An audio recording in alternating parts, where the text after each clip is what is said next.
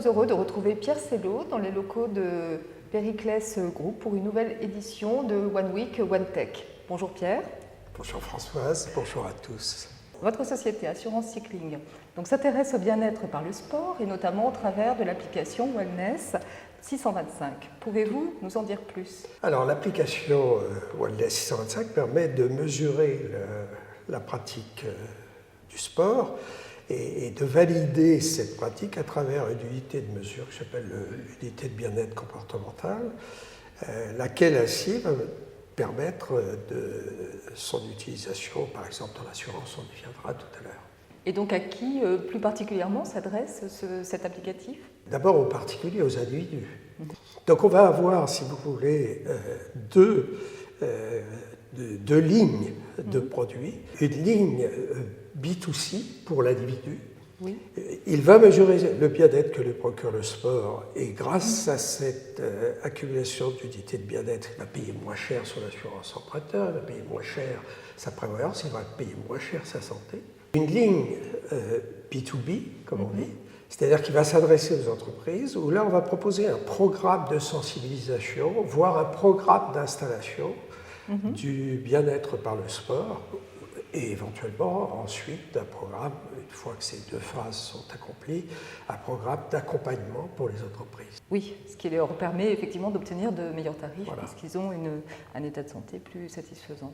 Et justement, alors qu'en est-il des assureurs, des mutuelles, des institutions de prévoyance? Est-ce que vous avez des partenariats avec eux puisque cela peut s'inscrire dans un cadre de prévention?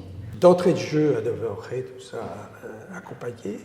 On a rapidement trouvé en B2C, comme je le disais, sur l'assurance emprunteur, un partenaire qui est un partenaire éminent, puisque c'est Afieska du groupe Burrus, qui est un des spécialistes de l'assurance emprunteur.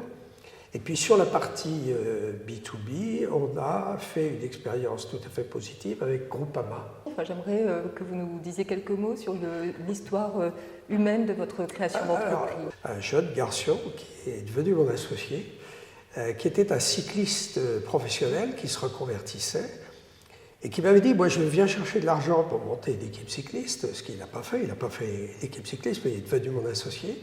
Et bien, je ne voudrais pas avoir de l'argent pour faire de la compétition, je voudrais avoir des moyens pour que ce cyclisme soit exemplaire d'une pratique de bien-être. Et moi ça me plaisait parce que je voulais faire la démonstration que le cyclisme, que je pratique depuis toujours et qui est toujours porteur des fameux péchés d'accidents, de dopage, etc.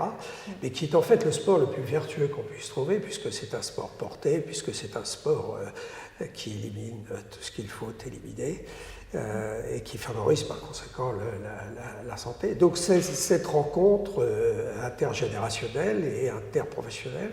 Moi, je suis un professionnel de l'assurance passionné de sport et mon associé est un sportif professionnel en reconversion qui a mordu à l'assurance et à tout ce qui tourne autour de nos métiers. Et aujourd'hui, cette complémentarité a fait son chemin. Voilà. Et vous a permis donc de réaliser cette création d'entreprise. Très bien. Ouais. Je crois qu'elle a maintenant plus de 3 ans. En fait. Déjà, oui, le temps passe. Le fait d'être toujours en vie économiquement, institutionnellement, au bout de 3 années, signifie que notre start-up a une viabilité que malheureusement beaucoup n'ont pas connue, puisque la plupart s'arrêtent dès la première année. Tant que nous n'aurons pas amorcé une demande systématique, que ce soit des individus ou des entreprises, je considérerais que nous sommes encore en recherche. Alors, où voyez-vous Assurance Cycling dans 5 ans? On serait vraiment ravis de devenir un jour, peut-être même ultra minoritaire, mais dans un ensemble qui fonctionne et qui se développe. Et je pense que l'expérience me montre, quand je rencontre les grands groupes, qu'aujourd'hui, il n'est pas possible de développer ce type de projet à l'intérieur d'un grand groupe, compte tenu des complexités, compte tenu des organisations, etc.